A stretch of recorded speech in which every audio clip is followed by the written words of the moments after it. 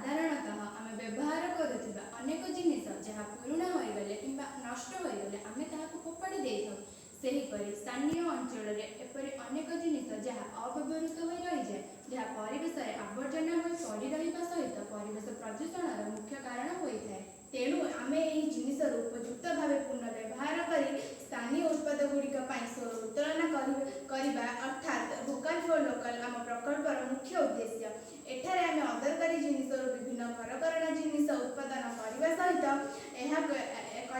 एक रोजगार पंथा भाव में ग्रहण कर आत्मनिर्भरशील होगा विकसित भारत अभियान में अंशग्रहण करने को परिकल्पना करियछु। जेपरिक नड़िया पत्र चट और बिचड़ा माठिया फूल तोड़ा अदरकारी दीपर दीप स्टाण्ड और अदरकारी चूरी वायरहांगी नड़िया पतार चढ़ई बसा नड़िया चढ़ई ढोल अव्यवहृत जिनस अइना डस्टबिन। तेणु आम चिंता करुचे आमर यही जिनस गुड़िक बहुल भाव में व्यवहार उपयोगी हेले